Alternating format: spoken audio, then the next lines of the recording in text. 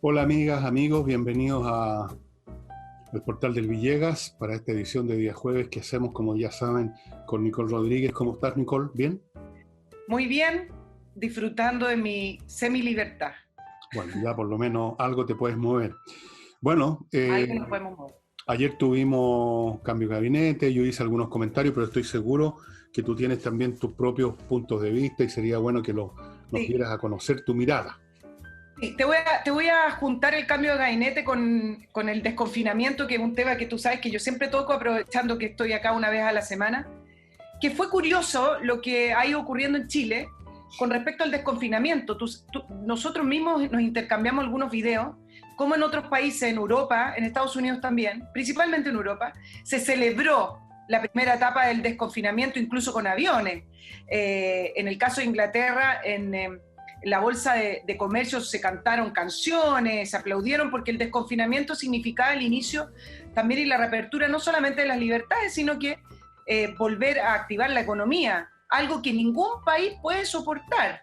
Ninguna economía puede subsistir durmiendo 4 meses o 3 meses. Bueno, y es curioso lo que se ha dado acá, porque a pesar de que deberíamos estar celebrando, yo no digo con aviones, me parece exagerado porque el virus sigue, pero deberíamos estar felices y contentos, persiste ese ánimo en que estamos en la incertidumbre, estamos en que no sabemos si estar contentos por el desconfinamiento o proyectar todo lo que se viene hacia adelante, políticamente hablando y además económicamente hablando. Entonces, no existe y no prevalece en Chile esa sensación que se dio en países europeos acerca de que, por último decir, se pasó la primera etapa del virus, que fue la parte quizás más activa y letal del virus. Y acá no se dio. Y siempre esas comparaciones me causan curiosidad. Yo sé que tú me vas a decir algo, pero me causan curiosidad con respecto a la actitud de los chilenos, así como me causaba curiosidad que en la mayoría de las encuestas que se hizo a nivel mundial y principalmente latinoamericano, hubo muchísima presión por el desconfinamiento. Y en Chile, en las encuestas, no aparecía mayoritariamente un grupo presionando y cuestionando el confinamiento. Al contrario, se acogían a que era una medida quizá efectiva para controlar el virus. En otros puntos y en otros países no se daba el cuestionamiento para el control de virus, sino que se producía la contradicción y lo daban a entender de que a lo mejor el remedio era peor que la enfermedad. Bueno, pero en Chile no se ha dado eso. Quizás nuestra población o nosotros tenemos miedo a lo mejor del virus, pero a lo mejor también tenemos miedo de que una vez que se desconfine todo el país, volvamos a una situación como la de octubre, que nos dejó bastante marcados porque además nos pilló de sorpresa. Quiero hablar del cambio de gabinete, pero yo sé que me quieres decir algo con respecto a lo que te estaba comentando. Te iba a decir que en realidad no sabemos, no se ha investigado, que yo sepa, no sabemos cómo distintos segmentos, profesiones, estratos, provincias o como sea, se plantean frente a esta cuestión. Aquí el único input que tenemos los ciudadanos respecto a estados de ánimo es lo que los políticos dicen, como cuando hablan la ciudadanía tal cosa y la ciudadanía tal otra, como hizo ayer el señor Elizalde, como hacen todo. La ciudadanía piensa esto, la ciudadanía rechaza aquello. Pero en el fondo no sabemos lo que piensa la ciudadanía, ni siquiera cuando las preguntas son más específicas, las que hacen las encuestas. Supongo que hay gente, se deben dar muchas situaciones, supongo que hay gente que está recibiendo las ayudas del Estado, otros todavía no las reciben porque han habido temas burocráticos, por supuesto han culpado al gobierno de eso, como que el gobierno creó la burocracia. Pero la gente que está recibiendo, ponte tú, 400 lucas o más y otras ayudas, y que con eso tienen un ingreso mejor que el que tenían cuando trabajaban, tú comprenderás que no tienen mucho incentivo para salir. Después están aquellos que no reciben nada y que tienen todos los incentivos del mundo porque no tienen plata. Y es el tipo de gente que uno ve en nuestras experiencias, incluso de barrio, en nuestras casas, Nicole, estas personas que llegan, tocan el timbre y nos ofrecen productos. Unos que están preparando empanaditas, el de más allá está preparando trago, otro se dedicó a repartir pan, otros se han puesto a trabajar con estas empresas que reparten mercadería, esos otros. Después están empresarios que tienen otra posición, comerciantes que están desesperados para volver porque no hay ninguna ayuda estatal que, si es que les llega, que les pueda compensar lo que pierden. Después hay estudiantes que, bueno, en un país donde los estudiantes reclaman de la carga académica y donde se pasa haciendo días sándwiches, y no creo que haya mucho incentivo. Hay un elemento general de la población, tal vez no somos una población muy dada, muy amante del trabajo también, o sea, puede ser un elemento transversal que está ahí como en el trasfondo también actuando, incluso en aquellos que quieren volver, pero también tienen ese elemento como en el pool genético, digamos. Pero hay muchas situaciones. Lo único que tengo clarísimo es que los señores políticos no se pueden arrogar la representación de los estados de ánimo, ni de lo que piensa la nación, ni qué es lo que, como hacen todos estos señores, especialmente la izquierda, que se creen dueños del pueblo, que se creen representantes únicos del pueblo, que ellos entienden al pueblo y la verdad que les importa un cohete el pueblo. Entonces, a mí me da la impresión que la mayoría de la gente quiere volver a lo suyo, creo yo. Deben haber un montón de flojos. Claro, debe haber un montón de flojos que lo están pasando bomba, incluso que les gusta esto, no me cabe duda que hay gente que le quedó gustando. Pero la mayoría quiere volver a sus actividades. Y eso. ¿No? Vámonos con el cambio de gabinete. Decir varias cosas. Primero, que se da en el contexto previo a la cuenta pública del día viernes. Es la primera cuenta pública del presidente post el estallido de octubre con la pandemia. Va a ser una cuenta pública compleja. Desde ese punto de vista era necesario quizás tener ciertos simbolismos. Yo entiendo el punto de vista que has planteado en algunos programas con respecto a que ni siquiera con Mandrake el Mago un nuevo equipo político puede cambiar quizás esta dinámica que ya se instaló y esta manera de hacer política y quizás tsunami que se está produciendo en el país. Pero los hitos sí son importantes, lo he ido aprendiendo con el tiempo, uno que es tan concreta, ¿no es cierto? Y a veces los símbolos y marcar ciertos momentos a ratos ayuda a la política. Entonces el cambio de gabinete viene previo a esta cuenta pública para demostrar que viene un nuevo momentum del gobierno, un nuevo quizás manejo.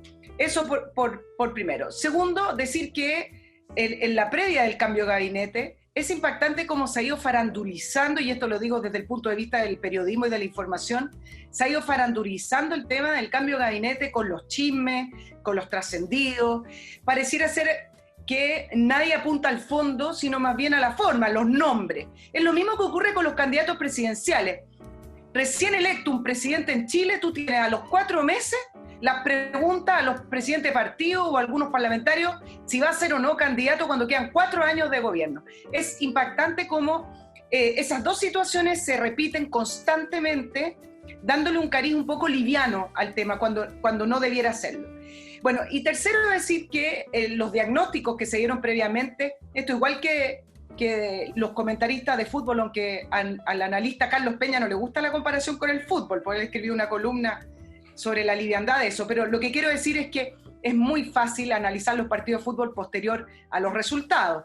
Y acá los diagnósticos eran que el gobierno tenía que, mira los diagnósticos, retomar la conducción política ya, marcar un antes y un después, y se debatían en que si el problema estaba en el comité político, en el equipo político del gobierno o en los partidos políticos. No es ni A ni B, son las dos cosas juntas. Pero lo que hizo este cambio de gabinete, igual, es incorporar todas esas visiones. Si uno analiza las personas que ingresaron, como Jaime Belolio, el senador Pérez, Alamán y Desbordes, están las dos visiones en la UDI y están las dos visiones de Renovación Nacional. Por lo tanto, tendríamos que quizás concluir que sí hubo un diagnóstico con respecto a que debido a las diferencias de mirada o de posición o de liderazgo que tenían los dos grandes partidos de Chile Vamos, entonces había que incorporar a todos. Y lo que hizo este comité político, o este cambio de gabinete, no comité político puntualmente, era incorporarlos, pero además tiene la incorporación de políticos con experiencia parlamentaria y con liderazgo en sus bases. Por lo tanto, si se podría mirar desde esa manera, y entonces la idea acá se entiende que el gobierno no recupera la agenda política porque ya no la recuperó. Entendemos que el gobierno no va a ser mayoría en el Parlamento, pero sí lo que yo te podría decir con respecto a este cambio es que está apostando a recuperar su poder de veto, que es distinto a recuperar la mayoría, tratando de alinear a los partidos políticos y volver a tener ese 2/3 que tiene del Parlamento. Y un detallito que te quiero agregar para darte el pase, hablando de fútbol, Generosa eres. Cosas importantes. Ya. Son dos cosas importantes. Este gabinete tiene un mérito que no es por cómo han ejercido, porque llevan prácticamente un día. Tiene el mérito de que el gobierno pudo incorporar a sus ministerios a políticos de gran bagaje, pero además políticos que todavía les queda una larga vida política.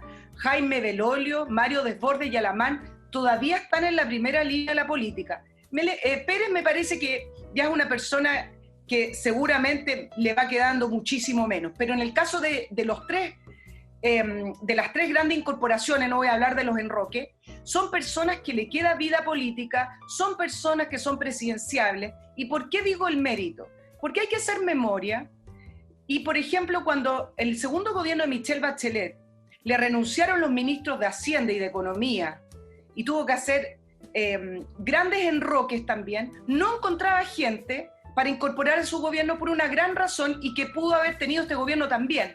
Ningún político con proyectos en carreras políticas se quiere incorporar a gobiernos que están fracasados, si se pudiera decir así, o a gobiernos que no le van a dar votos, o no quieren salir, más fácil te lo voy a decir, no quieren salir en la foto al lado de un presidente que no tiene mucha popularidad. Entonces tiene un mérito, incorporó a estas personas, quizás entendiendo que el momento político que requiere el país va mucho más allá de salir con un gobierno con alta popularidad o no, sino que tiene que ver con un proceso constituyente que va a ser difícil y que va a ser necesario que la derecha plantee los famosos principios y conceptos de una manera unida y una manera clara. Y como último, ya que te di el ejemplo de Michelle Bachelet, para no recargarlo en el gobierno de ella, en el segundo gobierno, también decir que hay que acostumbrarse a los tiempos que estamos viviendo, a los tiempos políticos, donde los cambios son bastante rápidos. Hice el análisis desde el gobierno de Aylwin hasta el gobierno de Piñera II, cómo se han ido suscitando los cambios de ministros. En el caso de Aylwin, por ejemplo, él tuvo 14 ministros que lo acompañaron durante todo su periodo presidencial. Y cuando uno empieza a ver el gobierno de Eduardo Frei, el gobierno de Ricardo Lagos, Michelle Bachelet I, Piñera, Bachelet II, se da cuenta que acá hay una constante que ha ido aumentando y que tiene que ver con el aumento en el cambio de los ministerios de una manera muchísimo más rápida en que se daba en el pasado. Yo creo que eso también es propio de los tiempos, y hay que desdramatizar también el punto de que un gobierno tenga que cambiar constantemente a sus ministros. En todo caso, Michelle Bachelet II lleva el récord, cuando tuvo que cambiar, después del caso Cabal, a 9 ministros en un solo momento de su ministerio, y así como también lleva el récord cuando le renunció el equipo económico completo después del caso Dominga, que fue la renuncia del ministro de Hacienda Valdés y el ministro de Economía. Eso sí han sido hitos también de cambios drásticos de ministerio. Bueno, has dicho un montón de cuestiones, voy a tratar de acordarme de algunas. Tú decías que hay una carga simbólica en estos cambios. Mi gabinete fue una de las primeras cosas que tú has comentado. Y uno se pregunta, ok, ¿símbolo de qué? Porque los símbolos hacen referencia a otra cosa, ¿no es cierto? Es como un signo caminero. Personalmente me parece que si acaso este es un símbolo, es como una señal de una línea férrea por la cual no pasa un tren hace 40 años. Entonces, aunque esté la luz roja, tú llegas y pasas, sabes que no viene nada. Yo no creo que venga nada o sea, por lo tanto, para mí no tiene carga simbólica, creo que tiene esta carga simplemente utilitaria, que tú también lo mencionaste, de que se requiere tener por lo menos alguna unidad para enfrentar el tema constitucional y como mínimo llegar con una campaña publicitaria unida, fuerte, coherente, que no se debilite por distintas posturas, y de ese modo intentar ganar o por lo menos perder por no tanto, porque yo no creo que gane el rechazo, esa es la realidad. Es cuestión de ver los números nomás, hay que ser frío en esta cuestión. Eso. Después tú decías que en este gabinete se incorporan dos visiones. Pero incorporar dos visiones como no incorporar ninguna, porque solamente una visión puede administrar un país, no puede administrarse esquizofrénicamente con visiones distintas. Incorporarlos, poner juntos a personas con visiones distintas, no asegura que esas visiones se junten. Simplemente están físicamente juntos, uno mirando para allá y el otro mirando para acá. Y otra cosa que tú mencionas que también es, no sé, tú decías que estas son personas que tienen todavía vida política, son gente más o menos joven, pero una cosa es tener vida por delante porque uno es joven y otra cosa es tener vida política. Y la vida política tiene que ver no con la edad de uno, sino que con la capacidad de poder plantear caminos o proyectos políticos que tengan alguna posibilidad de llegar a algún lado. El problema con la derecha, precisamente, cualquiera que sea la edad de sus incumbentes, es que no tienen un proyecto político entendiéndolo como algo nuevo, porque los proyectos se refieren a cosas nuevas. Tienen como proyecto meramente la defensa del modelo, lo cual me parece absolutamente razonable y me parece legítimo y me parece correcto, porque este modelo le ha dado progreso a este país, aunque vengan algunas personas, como las que tú vas a comentar más a rato, a decir de que el modelo fracasó. Gente que dice el modelo fracasó sin dar ninguna cifra, sin dar ningún argumento, al contrario, negando todas las cifras y argumentos, negando todas las cifras que hay desde la cantidad de jóvenes que están estudiando en las universidades, los aumentos del PGB, los aumentos de los salarios, por mucho que todavía se consideren bajos. Entonces, cualquier tontón o tontona puede decir el modelo ha fracasado y creen que con eso están descubriendo la pólvora y no están diciendo nada, están simplemente sacando otra frase hecha de ese tanto con frases hechas que tienen. Pero volviendo a la derecha, fuera de defender el modelo, fuera de como intentaron defender la AFP, pero mira tú lo mal que la defendieron, que algunos incluso se cambiaron de lado, yo no veo qué proyecto pueden presentar.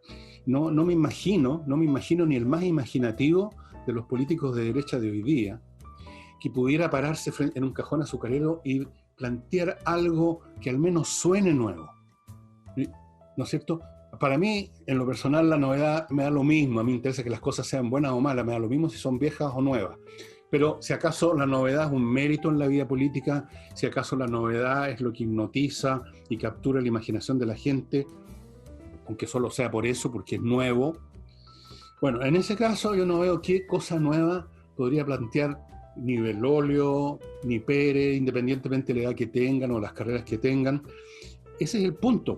La derecha no tiene una narrativa que pueda emocionar a la gente. Si Piñera ganó, no fue porque se emocionaron con la narrativa de Piñera, sino porque se espantaron con la narrativa de Alejandro Guillé, simplemente. Pero en fin, vamos a ver qué pasa. Vamos a ver qué pasa, porque como dices tú muy bien, este gabinete tiene 24 horas, pueden ocurrir accidentes. Yo quisiera ver cómo se va a comportar, por ejemplo, el ministro del Interior con el tema de la Araucanía. Mira, todos los días me llegan con información de una zona que literalmente ya abandonó la soberanía del país, y vamos a ver si vemos una acción que vaya más allá de decir, sí, perseguiremos judicialmente quienes resulten responsables. Vamos a ver. Ahí está la... Me toca el tema de la Araucanía y lo voy a poner dentro de lo que te iba a comentar a continuación, ¿no? Que tiene que ver algunos de los lineamientos que dio a entender ayer el presidente, y me imagino que van a estar replicados en la cuenta del día viernes. Primero, se entiende que ya su agenda de gobierno está out, se acabó su agenda original y se van a centrar en lo siguiente: plan de desconfinamiento, paso a paso, hacerlo de alguna manera segura, reactivación económica y empleo. Y acá tú dices, efectivamente hay poco margen para que la derecha tenga un relato que pueda encantar, pero también las necesidades que va a crear el confinamiento y la decreción económica que vamos a tener tan tremenda, que acá sí hay un espacio para poder volver a hablar de crecimiento. Tú sabes que en Chile hablar de crecimiento es como una palabra prohibida, porque se impuso de una manera bastante curiosa el relato de la izquierda en que el crecimiento no sirve porque no le llega al resto de la gente. Entonces, acá sí ante una crisis económica tremenda que generaciones como la de uno para atrás, incluso para adelante, no han visto nunca, quizás sí hay un espacio para poder hablar de crecimiento, porque el crecimiento no se ve, pero cuando falta sí que hace falta. Entonces, acá sí que tiene un espacio. Imagínate que la proyección en Chile es crecer al 0.5 entre el 2019 y el 2022, con una leve, buena proyección para el 2021 que es de 4.5, que dicen que los analistas económicos, que ni siquiera alcanza para recuperar lo que se perdió en octubre del 2019. Pues las cifras son tremendas. Entonces, acá sí hay un relato para poder volver a hablar sin complejo, de crecimiento. Y con respecto a seguridad, tú hablabas del ministro Pérez. Bueno, quizás también hay algo de simbolismo, porque tú estás hablando de un senador que es de la región del Biobío y Ñuble, y es un senador que se ha referido al tema de la Araucanía, es un senador, como lo llaman, de los duros. Entonces, a lo mejor sí hay un simbolismo con respecto a que en esta oportunidad, lo han dicho varias veces, pero veamos si ocurre, bueno, en esta oportunidad sí va a haber prioridad con respecto a volver a pacificar parte de la Araucanía. ¿Cómo? Cuando tú tienes una situación donde ya hay grupos armados que incluso se jactan de sus armas y las muestran y amenaza al señor James Toole con hacerle la guerra al Estado, dime tú, ¿cuál es el único camino que quedaría en ese caso, suponiendo que Pérez se atreviera a tomarlo el gobierno? De enfrentarlos militarmente, pues. Si ellos están enfrentando militarmente al país, el país tendría que enfrentarlos militarmente a ellos. ¿Tú crees que se va a dar ese paso? Cero. No tienen tiempo para posibilidad. Cero posibilidad. Por lo tanto, ¿qué va a hacer? Puede decir lo que quiera. Aquí todos pueden decir lo que se les dé la gana. Pues dijo, desde luego, Pérez, que hay que alejar a los violentos. Sí, pero ¿cómo los aleja? Todos los violentos no los aleja con una prédica desde el púlpito. No los aleja nombrando ahí en Toul, como dije ayer, cónsul en algún lado. Tú a los tipos que están en esa actitud, tú los combates. Ni siquiera ya es un tema de ir a buscarlos para llevarlos a la justicia. Estos no son cogoteros, no son ladrones de vaca, no son delincuentes comunes que tú los vas a buscar con la policía y los llevas presos al retén y después pasan por un juzgado. Esta es una unidad militarizada, es un grupo militarizado. ¿Cómo lo enfrentas? Entonces esto de alejar la violencia, bueno, lo puede decir cualquiera y suena hasta bien, alejar a los violentistas. ¿Quién va a decir que no, que malo? Hay que acercar a los violentistas. Entonces, se han intentado a través de el aumento de penas, por ejemplo, con el robo de madera, que se tiene detectado hace ya muchos años que el robo de madera les ha financiado parte de esas armas que tú dices, les financia el movimiento. Pero el famoso proyecto de aumento de penas de robo de madera fue paralizado en el Congreso nuevamente. Bueno, y uno de sus grandes paralizadores o adormecedores fue el senador Navarro. Pero hay otros senadores de oposición que no quieren avanzar en algunos proyectos que, si bien no solucionan el tema de la Araucanía, entonces, no ayudan tampoco a poder llevar a la cárcel a las personas que cometen delitos graves. Bueno, ahí lo tienes, pues, Nicole. En primer lugar, el hecho de perseguir a los delincuentes que roban madera ya sería en sí mismo mirar para otro lado. Es como que a Hitler se lo hubiera tratado de combatir anunciando que le iban a cerrar las cuentas corrientes, digamos, a Himmler, a Goering y a todos esos tipos. No, pues, había que combatirlo en ese momento en el plano que el propio Hitler se puso, no cerrando las cuentas corrientes. De manera tal que incluso, si le hubieran dado el pase, eso de ir a perseguir a los delincuentes que roban madera, era evadir el tema central. Tú a estas alturas tienes un grupo militarizado que se quiere quedar con un pedazo de Chile, y si tú lo quieres enfrentar realmente tienes que ir hacia él, no hacia quienes lo financian, a quienes lo ayudan, o tomar preso al periodista que escribió algo a favor. Eso es mirar por otro lado. Pero además, ya ves tú, Alejandro Navarro y otros que quieren incendiar este país, Alejandro Navarro no duraría ni 5 minutos en China, por ejemplo. Un tipo como Alejandro Navarro, que se pusiera así contra su propio Estado, en China no dura ni 5 minutos. Acá dura, ya lleva 5 años por lo menos, fastidiándonos a todos con sus posturas y con su anuencia, reverencia y obsecuencia con el gobierno de Maduro. Y sin embargo sale con la suya. Entonces ahí tienes otra razón para concluir que no va a haber ninguna iniciativa en la Araucanía. Déjame contarte algunos datos. Tú sabes que el negocio ilegal de madera genera utilidades por 20 millones de dólares, si no es menor. Por eso el gobierno, claro, no lo soluciona de frente, pero quizás sí les puede cortar parte del financiamiento. Hay otras leyes o proyectos de leyes que están en el Congreso y no han tenido pasada, que es la ley antiterrorista, la ley de control de armas, la modernización de inteligencia del Estado. Todas esas leyes que ya están en el Congreso han sido torpedeadas para no avanzar. Entonces, efectivamente, tenemos acá un grupo de parlamentarios que se sienten cómodos con lo que llaman la causa mapuche. Yo no sé por qué hacen la relación directa entre toda esta situación delictual con la causa mapuche, pero la hacen, por lo tanto reflejan quizás también de qué se trata, y han torpedeado todos estos proyectos. Mira, a propósito de la Araucanía, te quiero comentar un punto que dio ayer el intendente de la Araucanía, Víctor Manoli, cuando le consultaban con respecto a la huelga de hambre de Celestino Córdoba. Celestino Córdoba es prácticamente el único inculpado detenido por el asesinato, hablemos de asesinato de la familia Luxinger Macay, del matrimonio. Y fue condenado a 18 años de prisión en el 2014. Y lleva prácticamente 85 días en huelga de hambre, más otros 7 comuneros que están detenidos por otros delitos. Bueno, y a Víctor Manoli le preguntan acerca de esto, porque ahora está la discusión con respecto a si Gendarmería lo tiene que obligar a internarse y obligar a alimentarse, que es una discusión que se ha dado en nuestros momentos.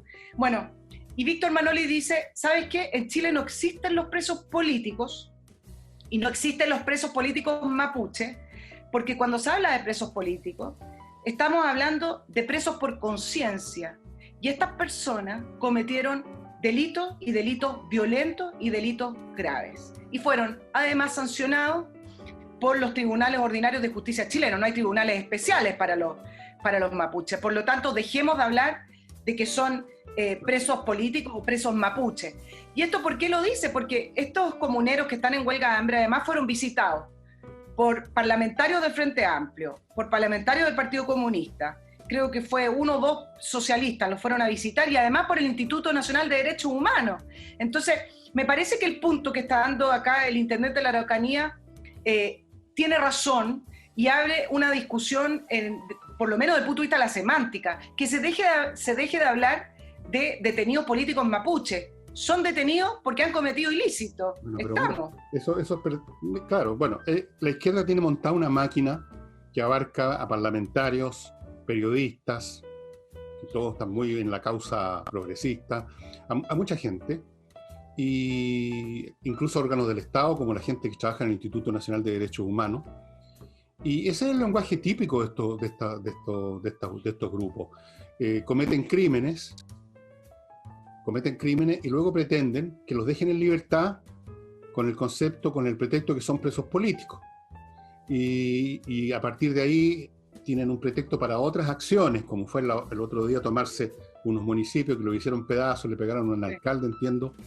Entonces, tú no puedes razonar con esas personas. Todo lo que tú estás diciendo es cierto, es un argumento impecable, pero les importa un cuesco. Ellos están en un proceso de cambiar este país.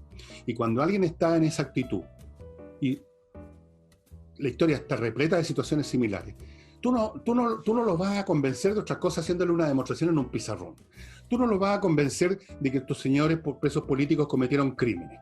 Para ellos no son crímenes en primer lugar, son actos de combate. Y a uno podría decirle, bueno, como actos de combate igual tienen que estar presos, pues si fueron apresados, aunque sean combatientes, tienen que ir presos como se mete preso o se le mete en un campo de concentración o en una prisión a un soldado enemigo que se ha rendido, que se le ha capturado. ¿O cómo pretende que se le deje libre? Con mayor razón hay que tenerlo custodiado para que no siga haciendo actos de guerra. Pero todos esos argumentos no valen de nada con esta gente. No vale ningún tipo de argumento vale con ellos. Cuando te dicen que este modelo fracasó, anda tú a sacar cifras de que las universidades, que el ingreso, que el PGB, les importa un cuesco. Para ellos, aparte de que muchos de ellos no entienden nada, o que son deficitarios intelectualmente varias de las personas que conocemos, por último no les interesa. Ellos están en la tarea de cambiar este país de arriba a abajo. Entonces, argumentos formales, lógicos, o matemáticos, o estadística, o jurídicos, les importan un huevo. Y es una vergüenza de esos parlamentarios, pero también les importa un huevo. ellos van a lamerle los calcetines a los comuneros y se sienten maravillosos que están contribuyendo con la causa. Y además se sienten protegidos, están comprando una póliza de seguro para lo que venga más adelante. Hay una mezcla entre botarse a choro y ser cobarde. Entonces, mira, y es curioso, pero ¿cómo te enfrentas a todo eso? Volvamos al punto inicial. ¿Qué hace Pérez frente a esa máquina que se montó a lo largo de años en Chile, en donde está la prensa, que se ha entregado completamente a esto por salvar el poto, los periodistas, los parlamentarios de izquierda que tienen mayoría, un montón de gente, estudiantes tontones que se suben a todas las causas? ¿Qué haces contra esa alud de pelotudez y de convencimiento de que hay que seguir adelante y echar abajo lo que hay para construir no se sabe qué? ¿Qué haces tú? ¿Qué va a hacer el gobierno frente a eso? ¿Qué va a hacer Pérez? ¿Cuál va a ser la manera que va a alejar a los violentistas?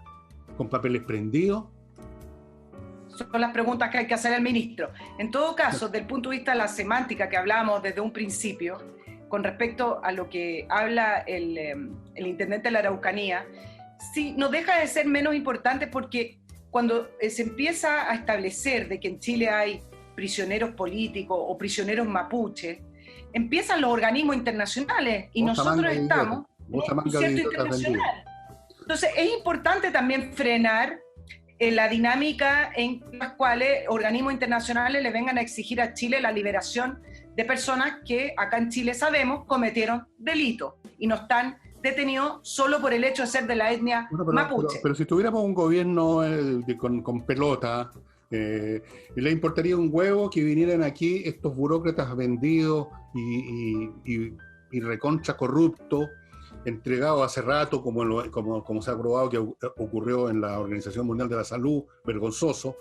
Les importaría un cuesco que vengan, si es que quieren venir, que vengan a hablar todas las estupideces que quieran.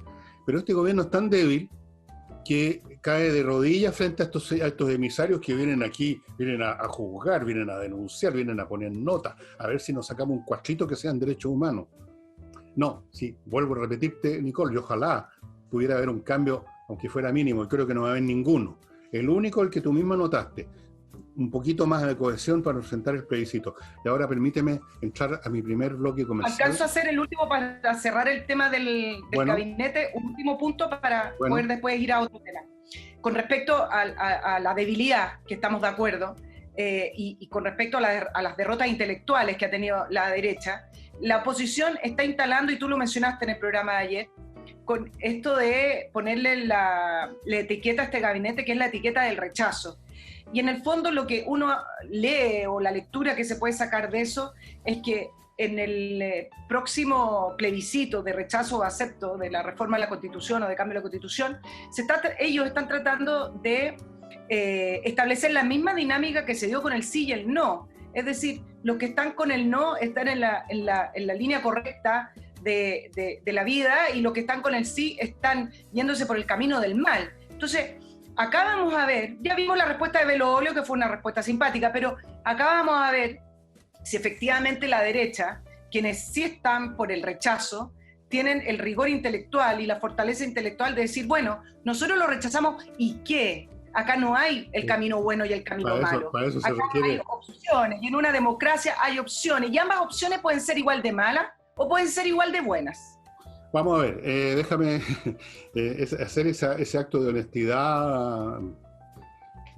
La derecha demostró lo que es hoy en día con la votación del 10%, así que yo no espero nada distinto para el plebiscito. Andan dando explicaciones, la derecha vive dando explicaciones, cayendo de hinojo a pedir perdón por existir, por respirar. No vaya a pensar de que van a sufrir una conversión espiritual de aquí a octubre, las pelotas. Déjame partir le tocó en sorteo esta vez a Controller. Parto con Controller, amigo, ya saben, es una empresa que se dedica, como lo dice la palabra, a controlar, en el sentido de ver que su sección administrativa de su empresa esté funcionando bien y no mahoma nomás, o mal, de frentón. Está fundada por contadores auditores de larga experiencia en empresas internacionales, 20 años, tienen el mejor software y tienen planes para mejorar, para examinar su gestión administrativa en todos los aspectos para empresas pequeñas, medianas y grandes. Así que ahí están los teléfonos, están los contactos, no pierde nada con contactarse ahora, no le cuesta un peso y puede cambiar, de hecho va a cambiar la vida de su empresa. Y sigo con Lavoclub, el detergente desarrollado en Chile que tiene un montón de ventajas sobre los demás detergentes. Vienen en un contenedor de 10 litros que le dura mucho, es biodegradable, es hipoalergénico, se lo van a dejar a la casa, se lo reponen en la casa. ¿Quién más puede pedir, hombre? Y ahora también le entregan, si usted quiere, un suavizante y aromatizante para la ropa, que es como el toque final, para que la ropa quede exquisita, así ordenadita en el closet, con buen olor, todo perfecto. Póngase en contacto con Lavoclub y se va a acordar de mí, en buena. Y la corredora de seguros Booker les ofrece a usted, a las personas que manejan, que son propietarias de pequeñas empresas, planes de salud colectivos que operan a partir de 10 empleados y que cubren preexistencias. Preexistencias, eso es súper importante. No hay tope en la cantidad de empleados a asegurar. Las pymes van a encontrar en Booker Corredores de Seguro la asesoría para los mejores seguros para el personal. Pero Booker también hace corretaje de seguros de todo tipo, no solamente de salud, todo tipo de seguro y para empresas grandes, grandes organizaciones. De hecho, hay grandes organizaciones del Estado, de nuestro Estado, que son atendidos por la corredora de seguros Booker. Incluso otro servicio, la administración de los seguros que usted ya pueda tener. Es una cosa muy importante, súper importante. Yo ayer mismo descubrí que tenía un seguro vencido hace como 14 años atrás y juraba yo que estaba vigente. Nos pasa a todos, le pasa a las empresas también. Y continuamos ahora con Nicole. ¿Cuál es su próximo tema, Nicole? Vámonos con el próximo tema, a propósito de que el día jueves, hoy cuando están escuchando el programa, ya los afiliados a la AFP van a poder solicitar su 10% de retiro a través online, lo han repetido varias veces. Pero me quiero agarrar de una entrevista que dio Yasna Proboste el fin de semana, la senadora demócrata cristiana, que le queda poco de demócrata cristiana, sí, digámoslo, ¿por qué no? Diciendo que... Creo que tiene un doctorado en abdominales, ¿no? ¿No? Bueno, yo pensé que tenía un posgrado en eso. Bueno, en fin. Lo voy a buscar en su currículum y te lo confirmo. Yasna Proboste hablaba de que con la votación del 10% y la alta aprobación ciudadana, demuestra los 40 años de un modelo fracasado. Y que dice que es la motivación para avanzar en cambios profundos y seguir con otras reformas constitucionales, y ahí adelantó lo que pretenden seguir un grupo de parlamentarios a través de una moción que también iría a través de reforma constitucional, que tiene que ver con la nacionalización del 90% del resto de los recursos que quedan en la AFP. Y quiero decir varias cosas con respecto a este punto. Quieren robar en grande ahora, ¿eh? Quieren robar en ahora grande. quieren ir por el motín más grande, pero con respecto a afirmar que el modelo fracasó, bueno, varios puntos que podríamos ir examinando. Primero que la aprobación del retiro no reveló que un modelo fracasado. El hecho de que la AFP entreguen pensiones bajas va muchísimo más allá de lo que puede hacer la AFP. La AFP es un modelo que se diseñó en los 80 con una realidad de los 80, y ya lo hablamos en el programa pasado, cómo el mundo político fue dejando pasar las reformas que sí eran necesarias, quizás a costa del financiamiento que recibían de la AFP, y eso hizo que finalmente la AFP se quedaran tranquilas con el 10% que recibían de las personas que trabajan, y no se hicieron los cambios que había que hacer. Pero vamos por partes. Primero diciendo que desde que se aprobó el proyecto de la AFP, reaccionaron legitimando lo aprobado en el Congreso. No hay que olvidar que la AFP podrían haber recurrido todavía, por último para poder ir retrasando la entrega, podrían haber recurrido al Tribunal Constitucional. Hace poco, hace algunos años atrás, recordemos que Ponce Lerú, el amigo de todo el mundo político chileno, recurrió al Tribunal Constitucional para que le rebajaran la pena y le rebajaran las multas, y le dieron la razón a Ponce Lerú. Entonces, hablemos de que la AFP no utilizaron ninguna instancia por las cuales podría haber por lo menos asistido a decir, oiga, revísenme este proyecto. Ok. 2, los dineros están, no se han ido a ninguna parte, y los afiliados que soliciten el 10% lo van a tener. 3, creo que hay que mencionar la celeridad y la eficacia con que han activado un sistema inédito para ello, con una entrega de casi 20.000 millones de dólares en un potencial de 11 millones de personas que solicitarán el retiro. 4, decir que a raíz de cómo ha funcionado la interacción entre la superintendencia y la AFP, decir que las AFP están completamente institucionalizadas y están reguladas, y es poco el margen que les queda fuera de esa legalidad y fuera de las instrucciones que le ha dado la superintendencia. 4, decir que la operación logística, además, que lo menciono junto con el otro punto, que es sin precedentes, ha estado con una rapidez y fluidez que yo creo que si hubiera sido del Estado difícilmente se hubiera podido dar. El lunes recién salió la ley oficial publicada en el Diario Oficial y estamos a 3 días de aquello y la AFP el jueves ya tiene el sistema instalado, modernidad también incluida. Y por último decir que si bien considero que la AFP nunca entendieron un rol social que tenían, el acercarse más a su afiliado, el dar a conocer la situación de cada afiliado. La AFP era una institución lejana que uno no conocía, no sabía con quién hablar. La AFP nunca te hablaba, o a uno le sacaban el dinero, el 10%, y hasta que uno no jubilaba no sabía nada de las AFP. Y en eso cometieron un error, y esto es quizás un buen ejemplo para el resto de las empresas. Las empresas sí cumplen un rol social, sobre todo cuando estamos hablando de la previsión, de las jubilaciones. Y en esto la AFP, por estar tan tranquila, por tener tan cómodos al mundo político, ellas también se acomodaron y se deslegitimizaron por eso. Bueno. Pero acá le quiero dar un punto contrario a lo que dice Jasna Proboste. Todo este conjunto de características que te estoy planteando, en una de esas, hace legitimar a la AFP. Porque cuando Jasna Proboste y un grupo parlamentario habla de que ahora van por la nacionalización, ojo, la gente en todas las encuestas, en todas, más arriba del 60% está a favor del ahorro individual. Nunca en ninguna encuesta ha salido favorecido el ahorro comunitario. El candidato Guillé tenía una reforma previsional que apuntaba a aquello. Y en el caso de Piñera, que planteó una reforma previsional, apuntaba al ahorro individual con un pilar extra comunitario que era un menor porcentaje. Entonces, hay que tener quizá cuidado al decir aprovechemos el vuelito, porque no me queda claro que la gente vaya a aprobarles que les quiten sus ahorros individuales, porque con esto están legitimando el ahorro individual aún más. El problema es que la gente, por supuesto, piensa como tú dices, lo conversamos ayer del resultado de esta encuesta de Plaza Pública, que la gente quiere cuenta individual. El problema es que estas cosas no se deciden preguntándole a la gente en una encuesta, se deciden en el Parlamento. Y a esta gente le importa un cuesco que en un momento dado la gente los quiere tirar por la ventana si ellos lograron aprobar tales o cuales disposiciones legales. Ellos están en la actitud de justamente aprovechar el vuelito y echarle para adelante. Ahora, todos los argumentos que tú diste, la eficiencia de la AFP, como te digo, eso no les interesa.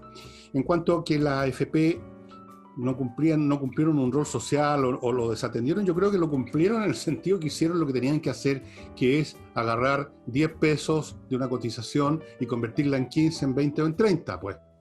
Ahora, la gente ahora viene a lloriquear de que no le daban pelota, pero la propia gente no le daba pelota a las cartillas. Mira, yo a todas las personas que les he preguntado que estaban en una AFP, yo estaba en una AFP, ¿has revisado tus cartillas que te llegan una vez al mes? No sé, creo que era una vez cada 2 meses. ¿Has echado una mirada? ¿Has comparado lo que tú has cotizado con lo que tú tienes en la cuenta ahora? No le doy pelota. Mira, fíjate, todavía está envuelta en plástico el papel que me mandaron, los tiro a la basura, no miro. Bueno, ¿qué más comunicación? Si la AFP no estaba para hacer comunicación, no estaba para hacer un taller de comunicación emocional, estaba para que la plata creciera y creció. Y la AFP tienen más de 200.000 millones de dólares de los chilenos que pusieron mucho menos que eso con sus cotizaciones. Entonces, la AFP yo creo que no han cometido ningún pecado. Ahora, desde el punto de vista político, uno por supuesto puede arguir como tú haces, que hubiera sido bueno que de todas formas hubieran hecho algo más, pero dudo mucho que dado el peso enorme de todo lo que se ha dicho contra las AFPs, no más AFPs, no sé si incluso le habría salido el tiro por la culata, que prefirieron, yo creo, hace unos años atrás, quedarse callados para no complicar más, para no agitar el avispero. Esa es la actitud que han tenido. Y todo lo que tú has dicho es cierto. O sea, aquí hay un tema con los ingresos, hay un tema con la indisciplina. Hay gente que no cotiza por meses o por años, a veces porque no pueden y a veces porque no quieren. Mira, yo conozco trabajadores, todos conocemos personalmente, esta persona que tú contratas en tu casa para alguna cosa y que te dice, oiga, pónganle menos ingreso para pagar menos cotización. Bueno, quieren ahora aprovechar esas 5 o 10 lucas extra, no quieren llevarse, que se vayan a una cotización. Entonces, ahora resulta que las AFP son los culpables de todo, pero es un tema que ya pasó. Mira, esta gente quiere echar abajo todo.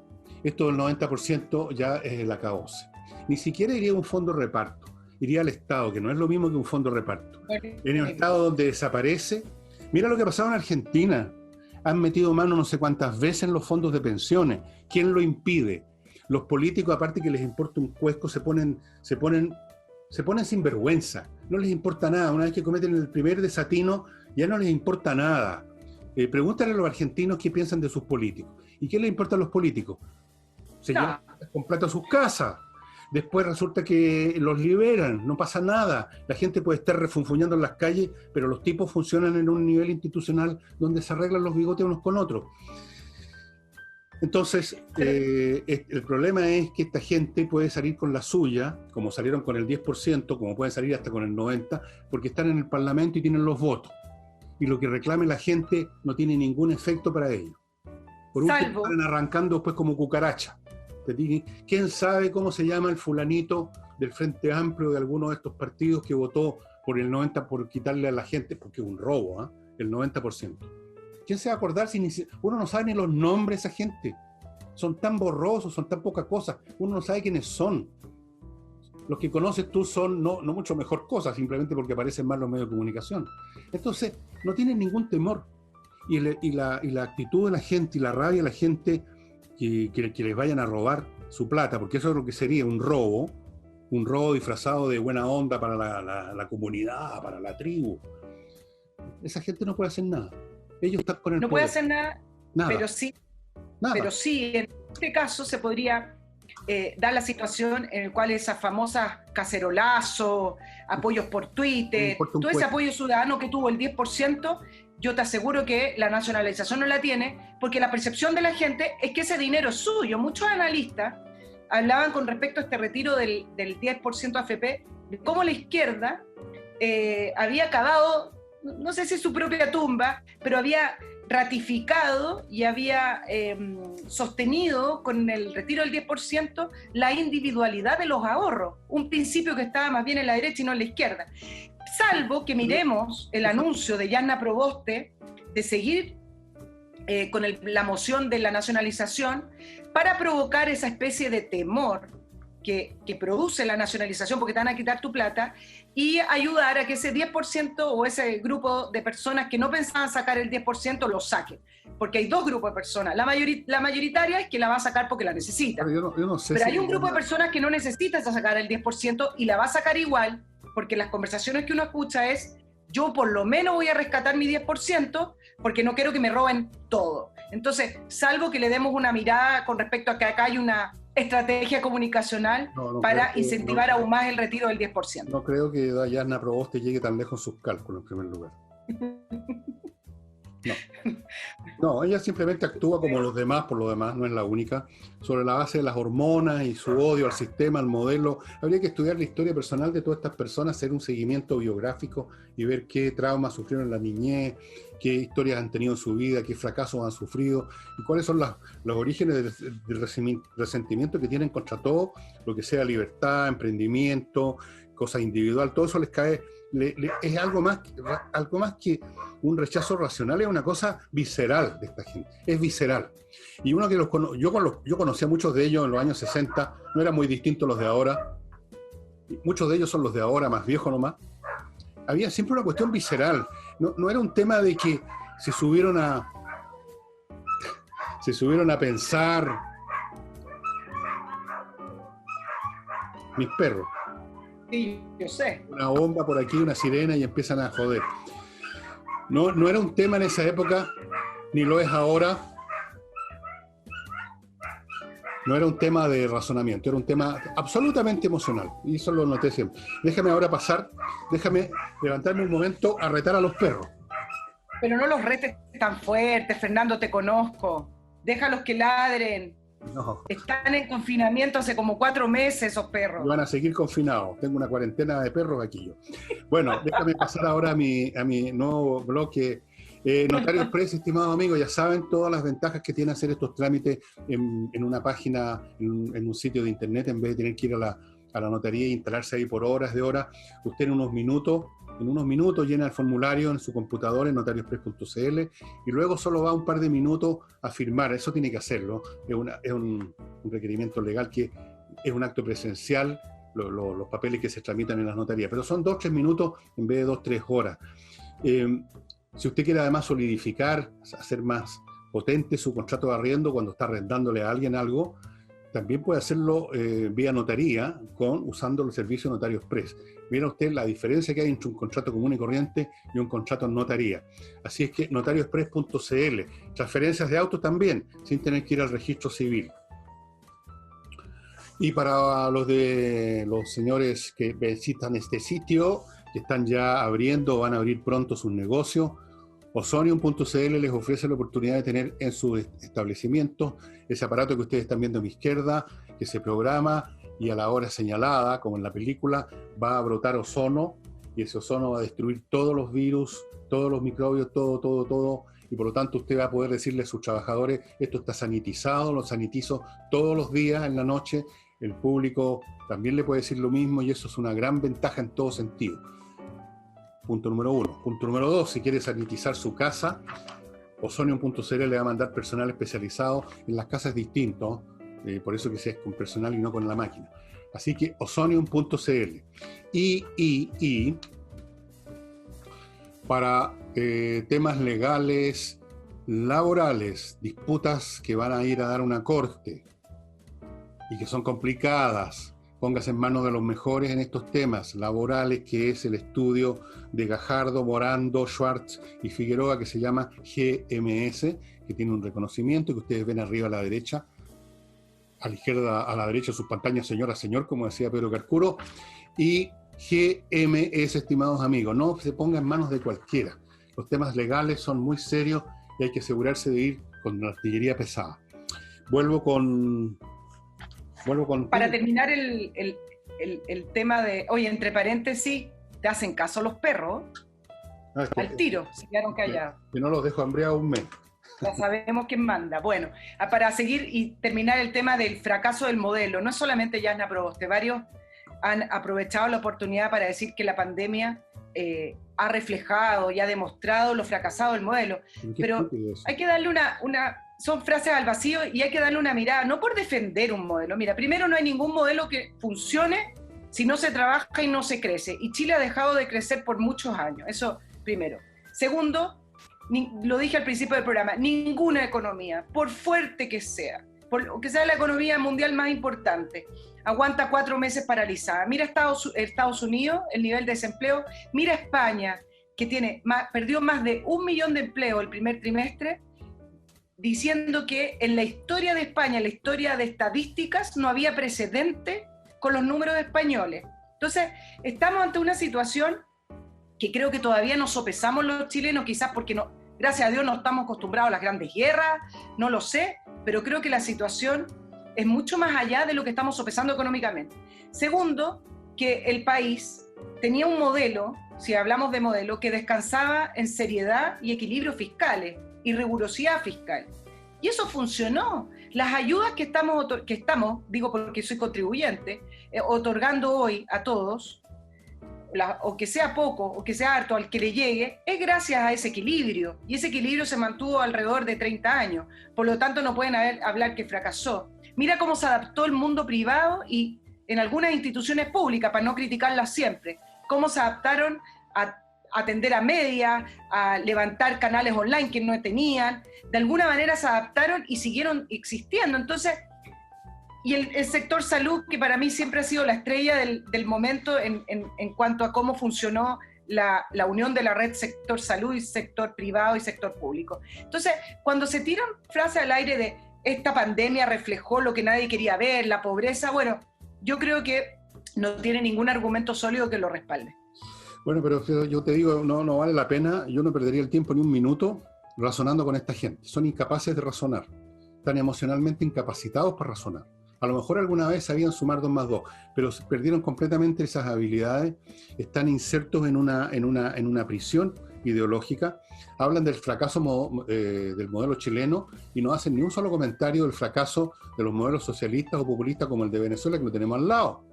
Ni una palabra. Cuando llega a hablar el señor Navarro es para hablar del lucero de América, es el faro de América Latina, Venezuela. Entonces, con gente así, ¿qué puedes tú razonar?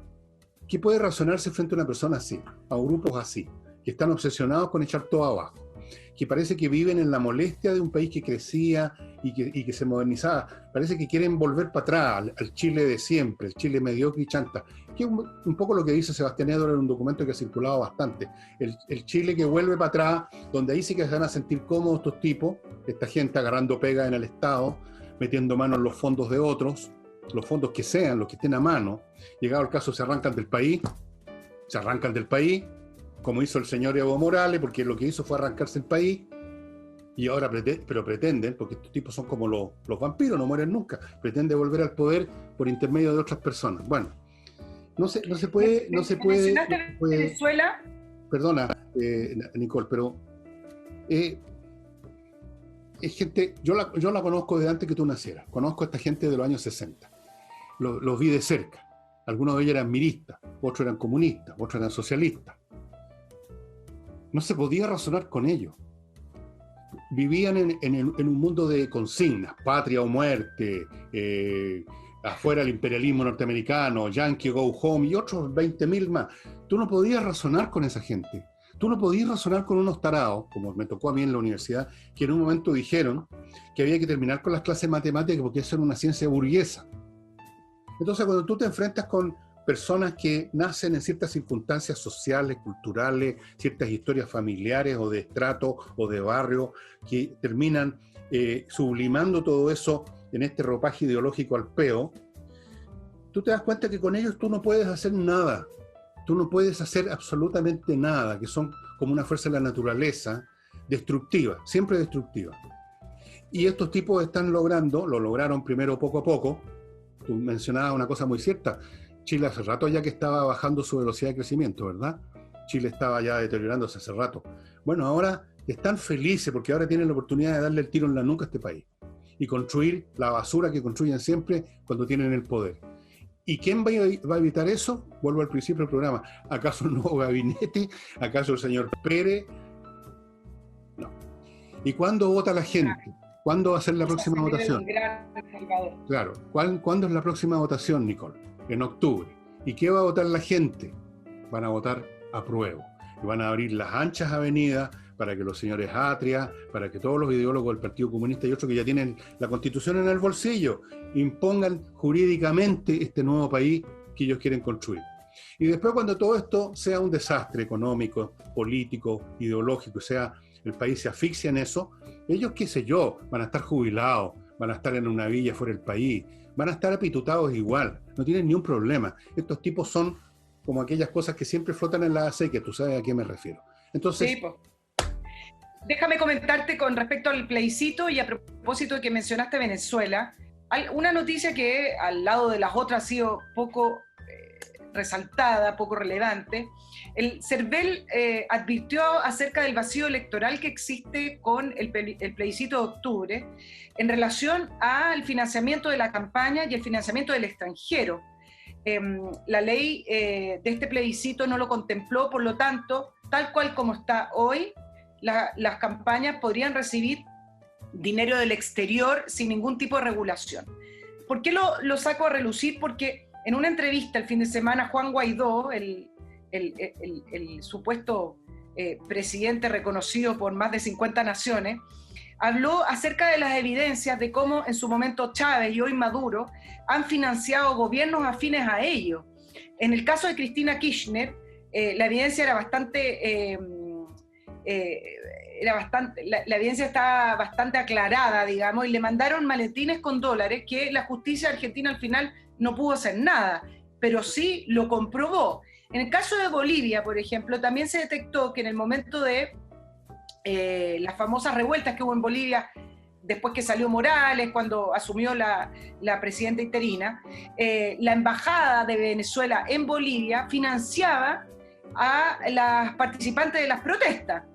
Y en el caso de Colombia y Ecuador está acreditado los envíos de dinero para movimientos que fueran a sublevarse y a producir marchas y desmanes en aquellos países. Le preguntaron en el caso de Chile, y es curioso porque dice que como no se ha investigado acá, no hay evidencia, pero que se repite un patrón, por lo menos desde el punto de vista de las redes sociales en Venezuela y de ciertos movimientos que hubo en Venezuela, con respecto a lo que ha hecho Maduro de financiar grupos afines a él. Entonces, cuando se habla de que, esta ley quedó con vacío, no es un tema menor, es un tema bastante decidor de dónde vienen los dineros y cuánto dinero entra. Entonces me parece que a esto sí hay que ponerle urgencia. No, sino, bueno, antes de terminar el programa, nos quedan unos 10 minutos, cuando mucho, 5 minutos. Les recuerdo, amigos, que usted quiere invertir en Estados Unidos, tiene que entrar a inviertanusa.cl. Ahí le van a manejar todo, el asunto legal. Le van a ofrecer muchas oportunidades de inversión en bienes muebles e inmuebles concretos, 3.500 franquicias. Usted puede elegir dónde meter su dinero. Le pueden tramitar una cuenta corriente en Estados Unidos, en un banco norteamericano, y le pueden tramitar una visa de residencia en su calidad de inversionista si quiere finalmente irse a trabajar allá. Así que ya saben, inviertanusa.cl. Hey, amigos, amigas, Hey debe ser el único corredor en Chile en este momento que está vendiendo, porque sabe vender el hombre, créanme. Hoy día mismo hablé con él y me contó las ventas que ha hecho, dificilísimas, las hizo, sabe trabajar y me contó algunos de sus trucos, pero no se los voy a contar a ustedes. Es un excelente vendedor de propiedades inmobiliarias, sabe encontrar buenos arrendatarios, sabe tasar su casa y también administra arriendo. Si usted es un rentista, entréguele el paquete a Hey. Y lo lamento, Pablo, que el sorteo últimamente no te ha favorecido porque siempre vas el ajedrez de Pablo Tolosa, la caja, el reloj. Antes estuve viendo cómo se programa esta cuestión, es muy fácil, que le da al ajedrez un elemento extra de excitación, así de tensión, de intriga. Jugar me quedan 10 minutos para jugar 35 movimientos, estoy jodido, qué sé yo, es muy entretenido. Puede comprar el reloj solo, puede comprar el paquete y la caja con el ajedrez y las piezas solo, puede comprar los dos. Los dos productos vienen con licencias para entrar a espacioajedrez.com y no olviden mi climo, que le va a climatizar su casa rico. Tengo algunos amigos que me hicieron caso y están contentos. ¿No es cierto, Nicolás? ¿Tú sabes a quién Nicolás me refiero? Es otra Nicolás, no es Nicole, Nicolás. El aparato les da calor en invierno, les da frescor en verano, les filtra el aire, no mete bulla, eléctrico, gasta poca electricidad, silencioso, las tiene todas. Póngase en contacto con mi primo, no con mi primo, con miclimo.com. Y, ok, Nicole, cierra usted el programa. Cierro el programa para mencionarte también otro tema que se ha estado desarrollando paralelo al tema COVID, al tema político, pero que al final de cuentas también es importante políticamente porque refleja una situación con los que fueron las promesas políticas de las elecciones pasadas. Y es el caso del alcalde Charpe en Valparaíso, donde también salió electo como esta gran promesa de renovación de la política, de limpiar el municipio, de hacer una alcaldía cercana a las personas. Bueno, ya van 2 episodios con respecto a su gestión, solo 2. Yo siempre digo, bueno, son 2 que se han podido conocer. Sí. ¿Cuáles serán y cuántos más serán los que no se han conocido? 2 episodios en los cuales ha demostrado que esta renovación, esta suerte de que no van a repetir los viejos trucos de la política y de favorecer a sus compañeras y compañeras, bueno, no fue así. En el caso 1 que te voy a mencionar, fue el concurso para el cupo de 15 directores de establecimientos educacionales y se conoció simplemente por una denuncia de la investigadora Silvia Izaguirre, una investigadora del CEP, que denunció esto porque se habían elegido directores que eran amigos del comité que elegía. Y peor aún, no solamente amigos, sino que no tenían el currículum apto para ser directores de colegio. Entonces, finalmente, se detectó la irregularidad y se anuló el proceso. Y luego, el viernes pasado, los concejales llamaron a un consejo extraordinario y le removieron a su administrador municipal, a Claudio Paso. Eso sí que Claudio Paso renunció antes, por lo tanto, Char, en vez de que se fuera, lo incorporó al gabinete municipal.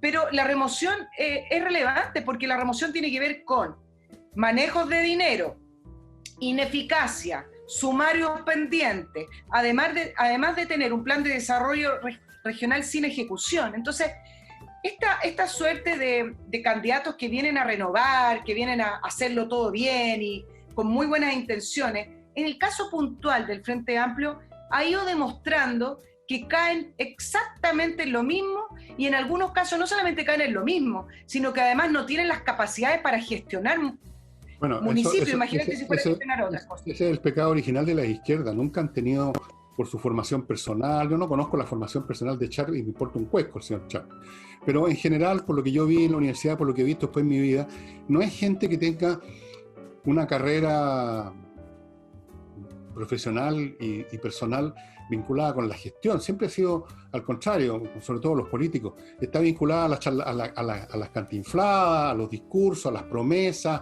a la cara, al bigote, a la barbita, a la juventud y a todas esas estupideces que no significan nada.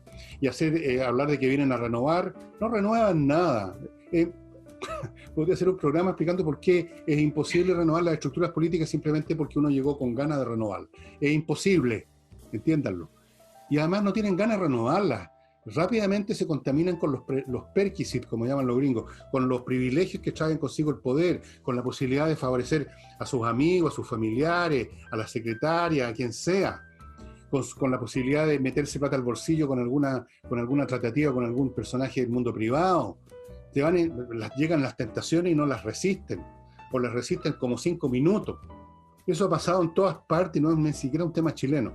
Entonces, ahora, lamentablemente, Nicole, todas estas barbaridades que uno ve en la vida de las naciones y de los pueblos a lo largo de los años, tienen un fundamento inconmovible que es la enorme ingenuidad, por no usar otra palabra, del pueblo. Que una y otra vez les cree, pues si ellos los votan, ellos los ponen ahí.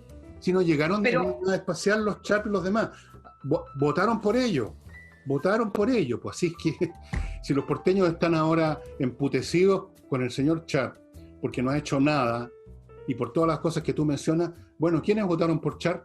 Ustedes, pues. Es verdad, decir sí que el alcalde Char llegó al Congreso, llegó al municipio no solo por los apoyos que pudo haber tenido de gente del Frente Amplio, principalmente llegó al municipio por el apoyo que tuvo un pacto urbano que se hizo en Valparaíso que se llamaba La Matriz y que no tiene que ver con partidos políticos. Ahí habían urbanistas, habían arquitectos, y esto deriva de que las alcaldías de Valparaíso han tenido sucesivamente alcaldes que también han estado metidos en actos de corrupción o pérdidas de dinero, malversación o contratos con empresas privadas que finalmente algo le caía a ellos. Entonces, la votación al alcalde Char también es una respuesta en contra de los partidos políticos tradicionales que actuaron en la alcaldía también como un botín. Bueno, está bien, Nicole, el problema es que pareciera que le quedó grande el municipio. Simplemente hay un viejo refrán, y aquí terminamos el programa, que a veces es peor el remedio que la enfermedad. Porque votar por Char y por toda esa gente, por promesas y por frases vagas, bueno, la culpa finalmente es del votante. Como dice, es otro refrán, la culpa no es del chancho, sino del que le da frecho, ¿no? Nuestro país está pagando pecado porque, en primer lugar, hace unos años atrás tuvo la gran sabiduría del pueblo chileno de poner a toda esta gente en el Congreso. Y aquí están las consecuencias. Así que si usted votó por esta gente, usted votó por Char, o usted votó por alguno de los congresales de izquierda, y ahora está con miedo de que le vayan a robar su cuenta individual, bueno, ¿quién votó por ellos? Usted, pues. Ya, suficiente. Castigado, al rincón. Ya. Está todo el país hoy día. Bueno, pero si es que ¿quiénes? No nos hagamos las víctimas, pues. Si somos nosotros, como mi madre tenía una frase que la debe haber sacado a otro lado, no sé, decía, cada país tiene el gobierno que se merece. Y en este caso, cada país tiene el Congreso que se merece, tiene los alcaldes que se merece, tiene los sinvergüenzas que se merece, tiene a los Alejandro Navarro que se merece. Todo nació del voto de la gente. Punto. Y ahora terminamos el programa, estimada, se nos pasó el rato. Y muchas gracias por haber estado conmigo. Y eso, nos veremos el próximo jueves. Chao. Y chao a todos los auditores, que estén bien, que tengan una buena semana.